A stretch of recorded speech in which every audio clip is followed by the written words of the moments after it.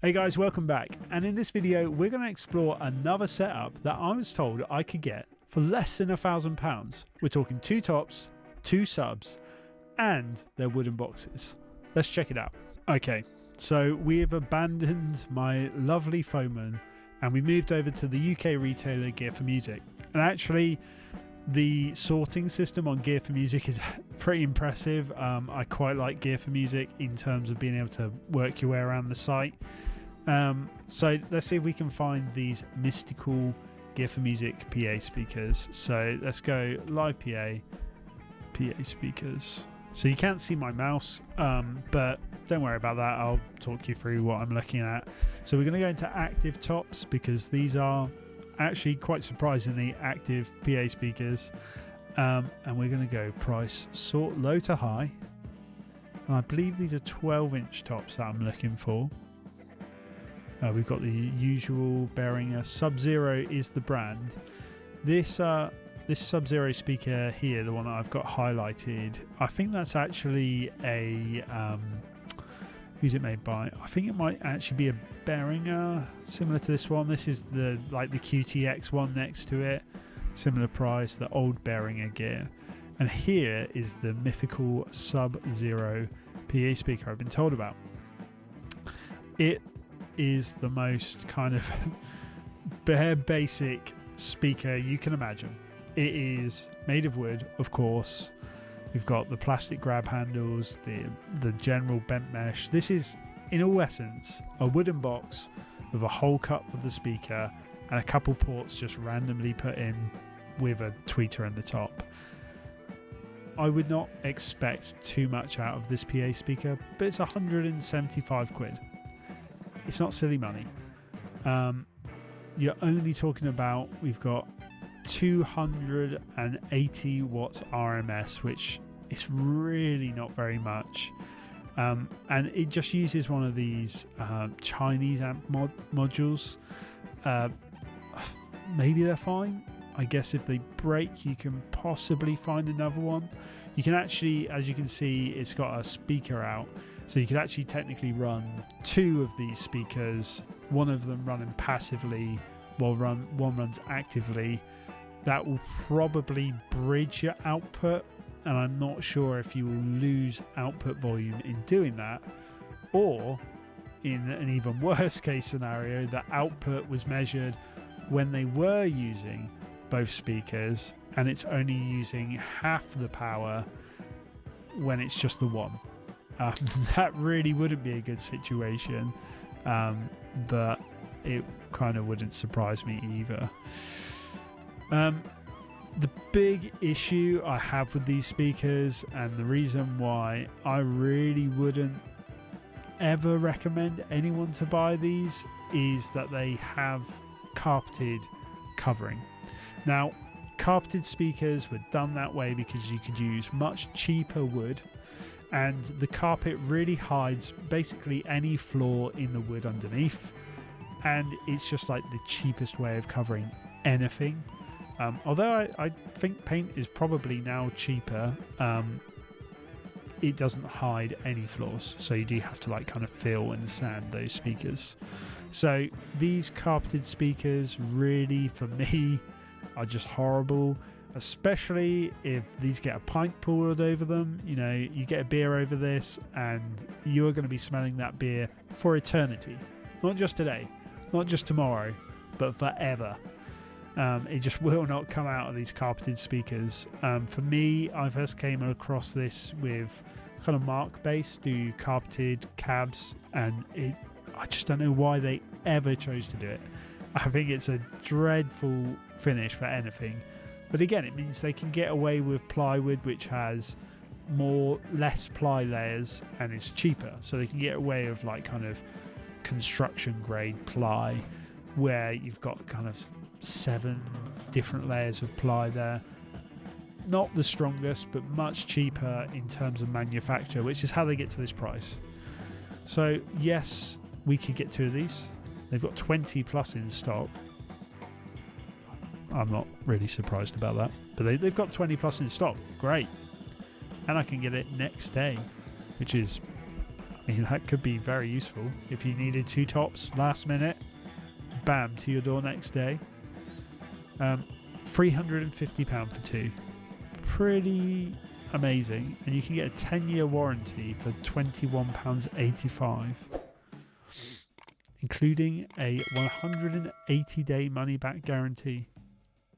So I guess you could test these, and you wouldn't be too far out of pocket. Now, I was promised to go along with these amazing speakers a sub. So let's have a look at the subwoofers. Hopefully these are active and I'm not going to passively run them off of the tops. Low to high. I mean, there is a passive 12-inch. You could technically run that off of the top, so your top speaker is running your sub. I don't know if I would ever do that, but you could indeed do that. Let's see where the first active comes in. Kind of getting up there in price range. There's an active 12-inch, but that doesn't look like the same design. Oh, here we go. The C15SA. I'm guessing, yeah. Plasticky handles, carpeted coverings. These are the matching subs to go with those tops. And again, we're looking at a standard wooden box with some kind of porting in the bottom and a Chinese power amp. And a Chinese power amp. I mean, these might be okay. I don't know if that's got a crossover in it. Oh, yeah. Yeah. It's got a crossover in it. These might be okay. I mean, subs are much easier to build in terms of PA, especially with these kind of like, you know, speaker on the front of a box type subs. You can get away with a lot more. It's not a complex design, so they might function okay. Again, what have we got output wise here? I'm guessing, I mean, it only goes down to 80 hertz. Is that right? I know. It looks like it's got a switch for the crossover, 80 or 125 hertz. So the RMS is 350 watts, and they're giving it a sensitivity on max SPL of 124. I would be surprised if this produces 124 decibels, but again, we all know that can be measured in any way you can imagine. So I would have thought that maybe it's possible. I don't really know, but maybe it's possible.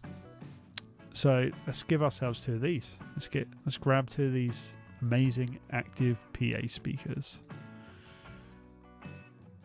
And just like I was promised, less than £1,000, 956. Now, bear in mind, in my other video that I also got I got all the stands in there. I got the mixer in there. I didn't have 2 subs, but I had a couple lights. It was a much more well-rounded PA system that I would actually take out and use. And I think we could still do that here. So give me 2 seconds and I'm going to see if I can beat this SubZero PA, which I was recommended by one of you lovely people, because I don't want the beer carpet. The beer carpet is not for me, and the low output, that ain't for me either. Lack of DSP, I think we can do better for this money. So let's give it a go. Let's see what we can do. So let's go to active PA speakers. We're not going to worry about cone size because we're going to get a sub. So all we're really going to worry about is, are they cheap? And will they live for a while? Like these PK Behringers, they're like the QTXs. I probably wouldn't trust them. The B-Hype here, the B-Hype's meant to be really good. I've heard good stuff about B-Hype, so that's kind of tempting.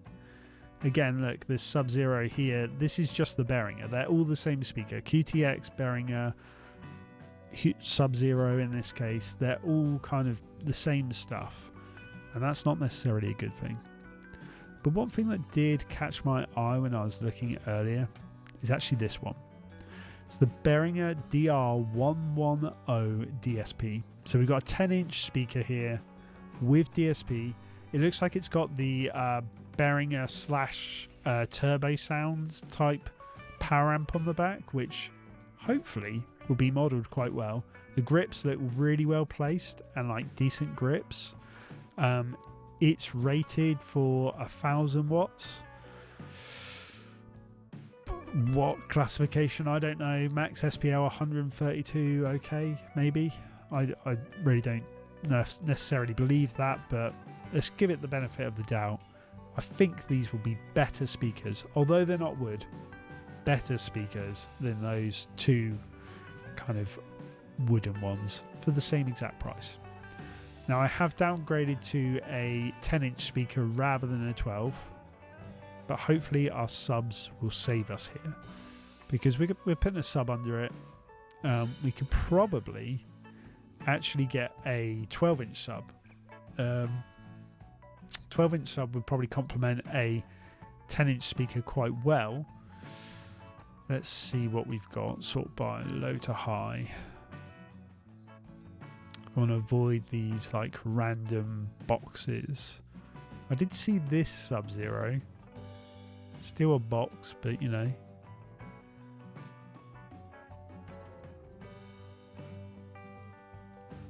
I mean, the R18 sub, that could be the option.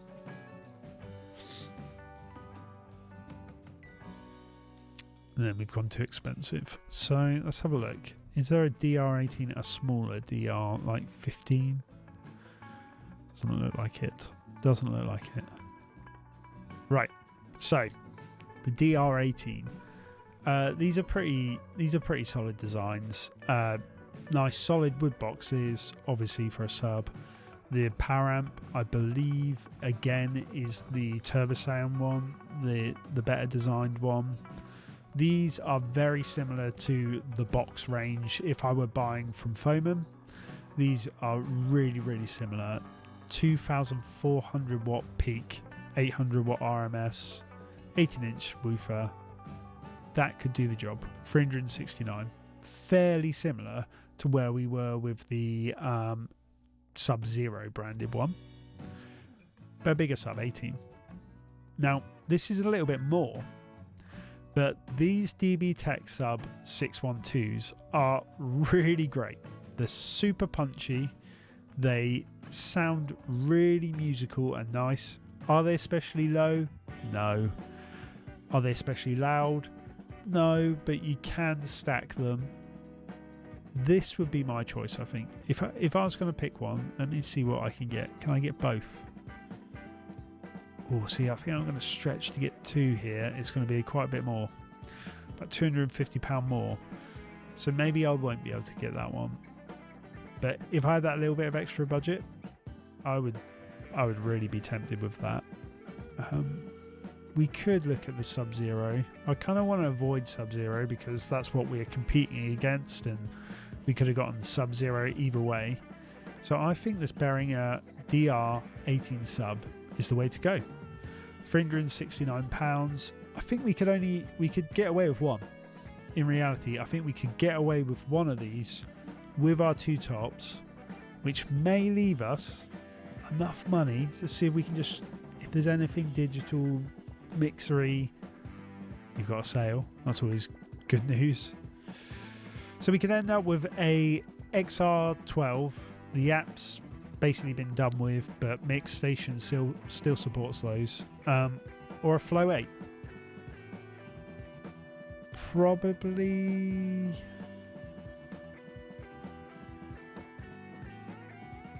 No, I think the Flow 8. I think the Flow 8 is the one I would go for.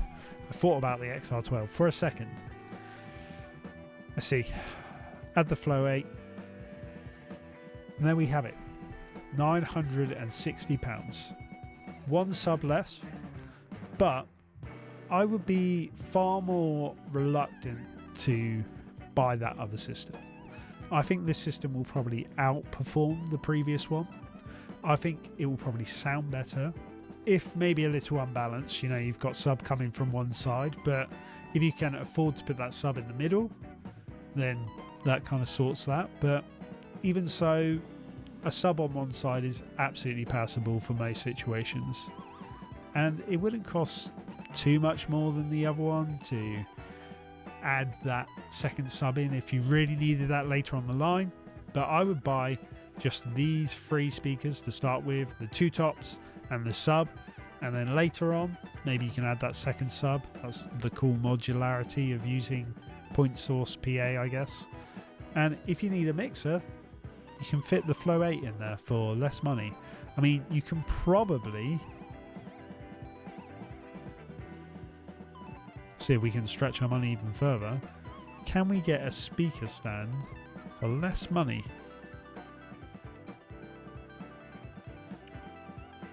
No, they're quite expensive, the speaker stands on here. I know that Gorilla speaker stands are kind of quite affordable.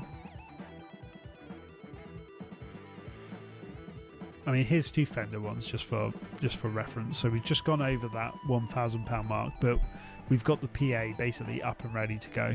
No cables, granted. In my other PA video, I had cables in the lot, but we have got a sub.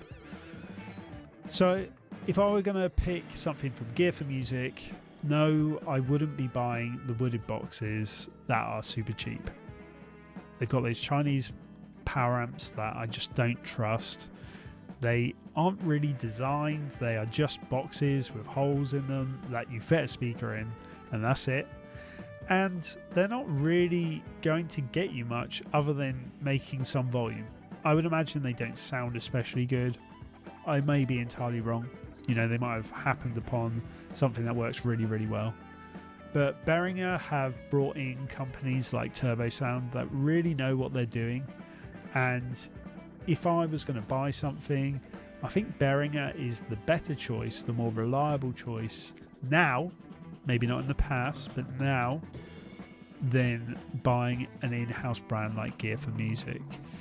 Now, I said about the Foman ones before, the box system, they're actually used quite a bit. There's quite a few bands that use those PAs because Foman are such a big producer.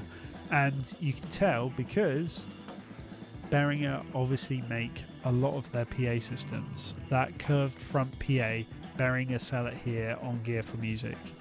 So I would trust Foman just a little bit more because it looks like they've tried to design a product there. They haven't just made a box, slapped a speaker in it and covered it in fabric. I might be wrong.